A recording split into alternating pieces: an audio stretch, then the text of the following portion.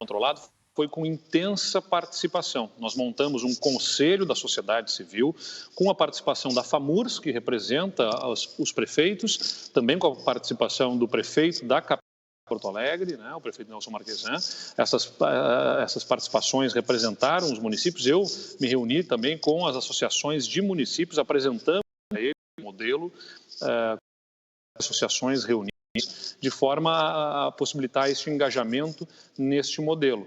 É uma aposta aqui, né, na confiança de que ele terá adesão, não apenas das prefeituras, como da própria sociedade civil, porque a alternativa a este modelo é o fechamento total, que é o mais fácil de ser fiscalizado. Ver portões fechados, portas fechadas e as pessoas em casa. Isso é o mais fácil de se fiscalizar, mas é o que mais causa efeitos colaterais muito graves na economia, no emprego, na renda, na vida das pessoas. Nós entendemos que num primeiro momento, até para que nós pudéssemos organizar os dados sobre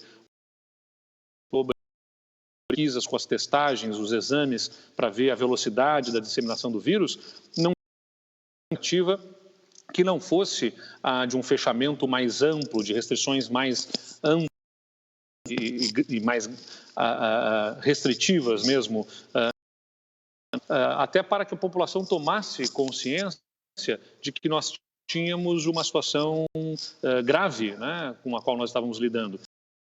Neste período, que há engajamento e disposição para que nós possamos adequar a dosagem deste tratamento. Não é por outro motivo que nós usamos o nome do distanciamento controlado, tal e qual um medicamento de uso controlado. Ele trata uma doença grave, crônica, que está aí, que é o coronavírus, se disseminando. Nós não conseguimos parar o vírus, então vamos ter que parar as pessoas, restringir as pessoas na circulação para que o vírus circule menos, mas administrando este distanciamento de acordo com a necessidade de cada região. Então é regionalizado no momento e na proporção em que se fizer necessário e contamos com adesão. Se não houver adesão, infelizmente, os indicadores vão piorar naquela região e o próprio sistema vai se encarregar de fazer com que aquela região seja classificada numa bandeira de restrições ainda maiores, o que vai causar certamente transtornos econômicos, mas vai ser necessário numa região para proteger as vidas daquela região. Governador, felizmente o nosso estado tem maioria de bandeira amarela, né? Mas Porto Alegre está na bandeira laranja. Eu queria focar um pouquinho sobre Porto Alegre, que eu estava vendo ali na questão de serviços. Os shoppings, por exemplo, os centros comerciais agora vão poder abrir com um controle de público e controle de funcionários, 25%, é isso? Exatamente. Nós entendemos, Cristina, que os shopping centers, embora como um grande empreendimento, na verdade é um grande empreendimento que se revela um condomínio de pequenos empreendedores. Pequenos empreendedores que conseguiram abrir uma franquia de uma marca famosa. Ali a atividade econômica, amparados do ponto para que possam funcionar. Então, na bandeira amarela, na bandeira laranja, podem funcionar esses empreendimentos com ações que entre as pessoas e a possibilidade de contágio. Uma delas é de restrição de público,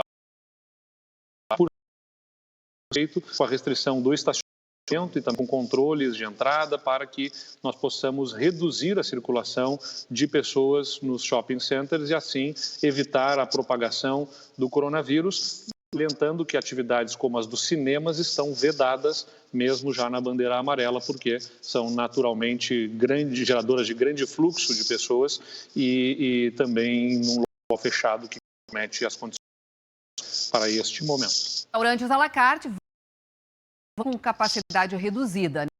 Os restaurantes à la carte, sim, os restaurantes de buffet, porque acabam gerando manipulação de mesmos equipamentos, dos talheres, prometem também a condição sanitária. Fica vedado, mas podem fazer o serviço à la carte, o que menos expõe a risco de contágio pelo menor contato dessas superfícies pelas pessoas. Então, à la carte com restrição também e com o distanciamento sendo obedecido de acordo com os protocolos. Me chamou a atenção ainda na questão dos serviços, que os serviços do fechado, quer dizer, jardineiro, babás e faxineiros não poderiam estar trabalhando, é isso?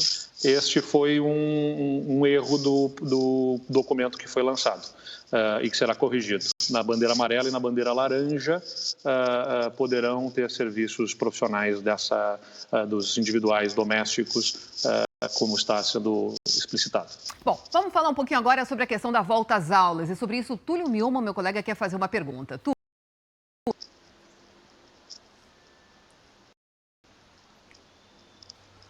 Cris, governador, boa tarde para todo mundo que está assistindo. Governador, existe um dia brutal entre as realidades do sistema de ensino público e privado no Rio Grande do Sul. Sob esse prisma, eu queria que o senhor analisasse as perspectivas de volta às aulas, ainda mais levando em conta que no final do ano cerca de 200 mil gaúchos farão o Enem, a maioria do ensino público. Se um volta antes do que o outro, isso não gera um desequilíbrio lá adiante? Uma outra questão que eu quero lhe propor, que tem a ver com os professores, tem um de professores de 60 anos no Rio Grande do Sul, tanto no ensino público quanto no privado. No que diz respeito ao ensino público, o governo tem condições de suprir essa mão de obra que vai ter que ficar em casa mais tempo? São duas questões numa só, governador. Sem dúvida nenhuma, Túlio, a educação é um dos pontos aí que nós estamos mais preocupados e tomando conta e todos os cuidados para que possa haver retorno com segurança. Então, a primeira coisa, antes de quem volta, quando volta, é como volta, né? São os protocolos de segurança para que nós tenhamos condições de assegurar condições sanitárias que haja uma disseminação neste público, que significa praticamente 20% da população gaúcha e que, consequentemente, né, entre estudantes e professores, e que levariam para suas casas, para suas famílias, torna um ponto de grande preocupação. Por isso, todos os protocolos estão sendo discutidos pela nossa Secretaria de Saúde, Secretaria de Educação, Secretaria de Planejamento e com entidades ligadas ao setor, para, sendo definidos nos próximos dias, podermos avaliar as condições do retorno e do que tem que ser feito em ampliação de equipes, eventualmente, para garantir dos ambientes, de materiais e equipamentos que deverão ser utilizados. Aí passamos para a operacionalização desse protocolo e a discussão sobre se a educação se tornar antes ou não do que a rede pública. Eu compreendo o argumento de que não seja feito de forma antecipada para não haver desigualdade. De outro lado, a rede pública, nós temos a garantia do pagamento dos salários necessários, a estrutura da rede privada, nós temos toda uma atividade econômica que sofre fortemente, porque há-se muita contestação dos pais sobre o pagamento da mensalidade de um serviço que está limitado nesse momento, por distância, por exemplo, e de outro lado ainda o próprio empobrecimento de parcela da população que tem seus filhos em rede privada e que gerará a retirada de alunos da rede privada pública, que preocupa ações de absorção dessas crianças e jovens na rede pública, seja do Estado, e que evidentemente, tem um menor transtorno do ponto de vista da atividade econômica da educação. Tudo isso está sendo considerado, olhando para a aprendizagem, para os alunos, mas olhando para a atividade econômica que a educação é e, evidentemente, para a proteção à vida tanto dos profissionais de educação quanto para os alunos. Governador, vamos entrar agora na questão do esporte. A Kelly Costa tem uma pergunta aí sobre o retorno do futebol. Kelly.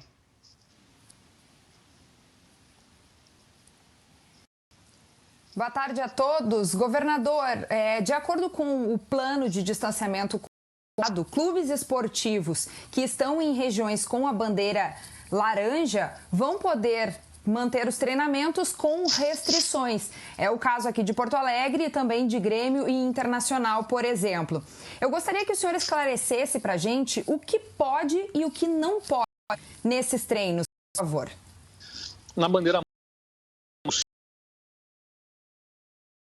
os esportes coletivos estão liberados ali na bandeira amarela e na bandeira laranja a restrição para que a atividade seja em atendimento individualizado, tal e qual na amarela, para a atividade da academia na bandeira laranja. Foi isso que nós fizemos, essa correção.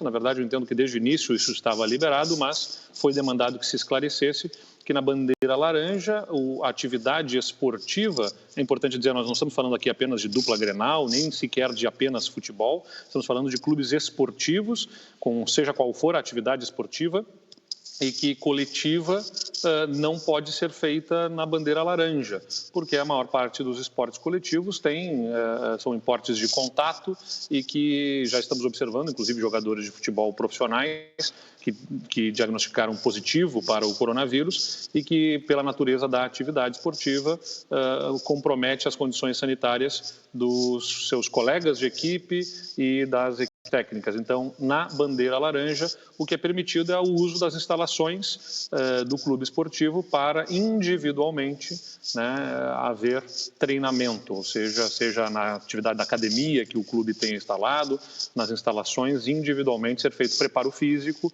e o treino que individualmente for possível. Governador, eu acompanhei bastante aí a repercussão que esse seu projeto teve em outros estados, muita gente elogiando, né, o que o Rio Grande do Sul está fazendo, inclusive para copiar em outros estados. Agora, um ponto que ainda as pessoas acharam que o Rio Grande do Sul deveria se deter um pouquinho mais é na questão da testagem, aumentar o número de testes na população. Sobre isso, o senhor pensa em alguma coisa? Pensa num reforço na questão da testagem? Nós estamos reforçando a testagem, Cristina. Nós já temos mais de 300 mil testes rápidos, parte deles já distribuídas aos municípios, parte ainda conosco, que está sendo distribuída a partir de hoje pelo governo do estado aos municípios, e com novos protocolos de testagem para profissionais em determinadas áreas mais expostos. Infelizmente nós não temos como testar toda a população, é extremamente caro, impossível de ser feito do ponto de vista econômico pelo Estado, mas com o apoio do Ministério da Saúde estamos viabilizando os testes rápidos e também estamos ampliando os testes de laboratório, os exames de laboratório chamado RT-PCR, que eram feitos exclusivamente no laboratório do governo do estado, no laboratório central do estado, e que passam a ser feitos, né, a partir dos últimos dias na Universidade Federal de Ciências da Saúde de Porto Alegre, na Universidade de Santa Maria, na Universidade Federal do Rio Grande do Sul. Nós estamos fazendo parcerias para ampliar o número de exames e de testes. E tivemos, no último final de semana, mais uma rodada daquela política de testes feitas pela Universidade Federal de Pelotas, numa metodologia científica amostragem na população e que nos próximos dias nos dirá qual é a velocidade que nós temos, comparando com os outros exames, as outras rodadas feitas nas semanas passadas, de disseminação do coronavírus no estado. Então, teste, sem dúvida nenhuma, é uma política importante e nós estamos fazendo com toda a metodologia científica para que nós possamos compreender no estado e nas regiões qual é a característica da disseminação do coronavírus. Governador, muito obrigada por mais uma vez prestar esclarecimentos aqui ao Jornal do Almoço. Queremos lhe agradecer mesmo. Uma boa tarde ao senhor. Muito obrigado para todos nós. Bom, agora nós vamos conversar com o Paulo Germano.